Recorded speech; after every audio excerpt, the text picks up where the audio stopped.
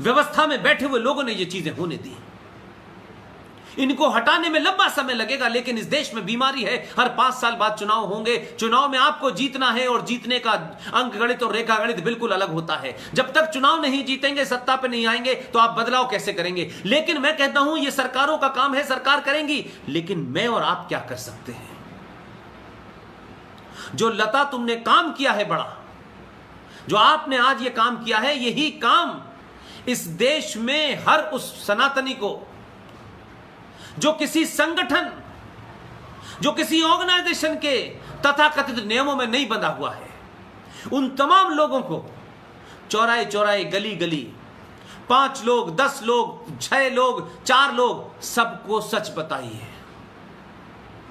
सनातनी अपने समाज में सनातन क्या है, सत्य क्या है, झूठ मत बोलिए। हिंदू मुस्लिम भाई भाई कोई स्लोगन नहीं था, यह सत्ता के लोगों ने अपनी सत्ताओं को चलाने के लिए, हिंदुओं को मूर्ख बनाने के लिए, उन आताताई, उन दंगाई, उन जिहादियों के साथ आप किसी तरीके का कन्फ्रंटेशन न करें, तो आपके सामने कहा हम सब भाई भाई हैं। भाई भाई थे तो देश बट गया, भाई भाई थे तो कश्मीर में 5.5 लाख कश्मीरी हिंदुओं को सरेआम इस्लाम का सहारा, मस्जिदों का सहारा लेकर के निकाल दिया गया। 2,500 लोगों की हत्याएं हुई, रेप हुए, लेकिन इस पे बोलना कम्युनलिज्म है। लेकिन तबलीगी जमात पे बोलना इस देश में हर एक को बुरा लगता है। इस पे नहीं बोलना चाहिए साहब, क्योंकि इस पे बोलने से जो है पूरे देश के अंदर खलबली हो सकती है। ध्यान रखिएगा, बीमारी का इलाज अगर सही डॉक्टर से सही समय पे नहीं कराएंगे तो मौत निश्चित है। बीमारी को छुपाने से कि बीमारी हमें पता चल जाएगी तो हमारे पड़ोसी क्या कहेंगे, बीमारी बीमारी होती है, पड़ोसी को पता चले, घर में पता चले। अगर बीमारी का इलाज कर लेंगे तो आने वाली नस्लें बीमार नहीं होंगी। लेकिन हमें जो बुखार है, हमें ये बीमारी है, नहीं नहीं नहीं, ये भाई भाई का जो कंसेप्ट है सिर्फ हमें ही है, उन्हें नहीं है। अंबेडकर ने अपनी किताब में साफ साफ लिखा है, इस्लाम के मानने वाले मुसलमानों में ये जो भाई भाई का कंसेप्ट है, ये विद इन इस्लाम है, ये हिंदुओं के लिए नहीं है। उन्होंने इस्लाम का वो बातें कही हैं जो आज देश के ईमानदार नेता जो संविधान और अंबेडकर की राजनीति करते हैं, गली गली, मोहल्ले मोहल्ले, आज अंबेडकर के वारिस इनको लेकर के जय भीम जय मीम की बकवास करते हैं, मायावती बकवास करती है। ये तमाम लोगों से पूछो कि अंबेडकर ने जो कहा था उसे कहने की हिम्मत नहीं है, इसलिए अंबेडकर के नाम पे राजनीति हो रही है। इसलिए लता, मेरा मानना है सच को सच बता दो, वो कोई हो, और जब सच पता चल जाएगा तो आप चौराहे चौराहे इस प्रकाश अंबेडकर नाम का जो फ्रॉड है, ये जो दलितों की राजनीति करने वाले जो फ्रॉड हैं, मैं कहता हूं राजनीति करें, संसद में पहुंचे, मेरा उसमें कोई लेना देना नहीं है। लेकिन इस सदी के सबसे ईमानदार और सच्चे नेता, इस सदी के इस आजाद भारत का सबसे महान नेता, जो उस वक्त भी किसी कुर्सी का लालची नहीं था और मरने के बाद भी उसको यह चिंता नहीं थी कि मैं महान हो जाऊं, उसने उस वक्त भी सच बोला। हमने सच सुना नहीं, हमारे बुजुर्गों ने उनके सच को छुपा दिया, जाली और मक्कार नेताओं को हमारे सामने बड़ा कर दिया।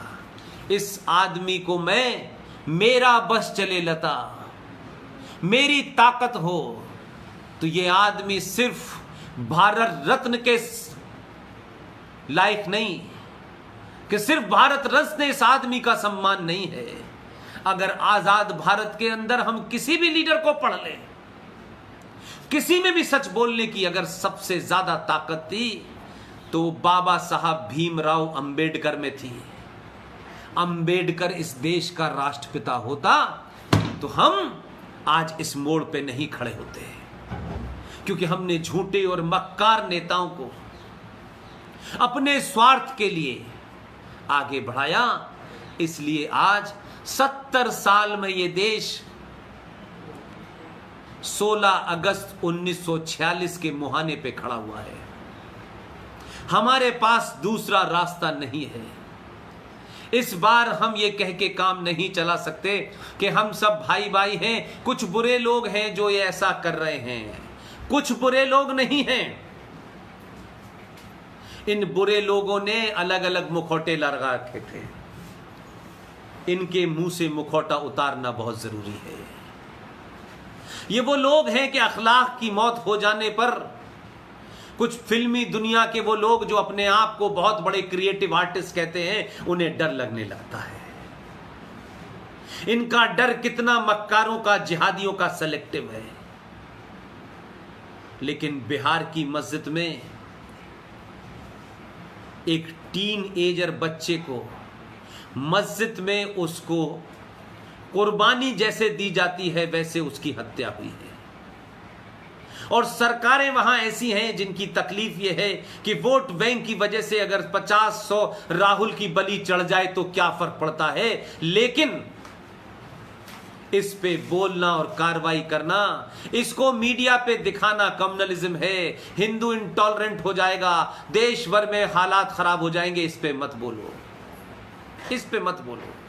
कठुआ के झूठी कहानी को पूरे देश में हिंदू और सनातन के बारे में जिस तरीके के पोस्टर निकाले गए, जिस तरीके अंदर मंदिरों के अंदर बातें कही गई, तो कोई फर्क नहीं पड़ता, क्योंकि ये तो दुनिया की कायर कौम है, शहशुण कौम है, गद्दार कौम है। इसे क्या फर्क पड़ता है, ये तो कभी प्रतिक्रिया देगी नहीं, लिहाजा अपने भी मारते हैं और दूसरे भी मारते हैं। इसलिए मैंने कहा कि सेकुलरिज्म ये वो सेकुलरिज्म नहीं है जिसकी वेस्ट में परिकल्पना की गई थी। हमने नहीं बताया अपनी जनरेशन, वो उस्ताद, वो टीचर, वो तमाम बड़े बड़े ज्ञानी जो जगह जगह भाषण देते हैं, वो भी मक्कार हैं, वो भी इस पूरे षड्यंत्र के हिस्से हैं। बड़ी बड़ी बातें आपसे करेंगे, ओ ऐसा आपको भारत का, अखंड भारत का नक्शा दिखाते हैं, ऐसा लगता है पता नहीं। अरे जो भारत आज हमारे पास है, वो जैसा भी है, वो भी हमारा नहीं है। हमारी बात सच मानने वाले नहीं हैं, उस पे भी भारत का संविधान लागू नहीं होता, उस पे भी इस देश की पुलिस के नियम लागू नहीं होते, उस पे भी आईपीसी बदलाव कर देती है। शक्ल देख करके, मजहब देख करके दफाएं लगती हैं इस देश में। हम किस गलतफहमी के शिकार हैं, जो अपना घर है वो मजबूती से हम अपना नहीं कह पा रहे हैं, मालदा में नहीं कह पा रहे हैं, कैराना में नहीं कह पा रहे हैं, केरल में नहीं कह पा रहे हैं, हम मुरादाबाद मेरठ में नहीं कह पा रहे, मुजफ्फरनगर में नहीं कह पा रहे, हम मलियानाबाद में नहीं कह पा रहे, हम संभल में नहीं कह पा रहे। भाई, तो किस अखंड भारत की मुझे और आपको चिंता है? जो भी खंडित भारत है, सबसे ज्यादा इस देश में सनातनी तकलीफ में है।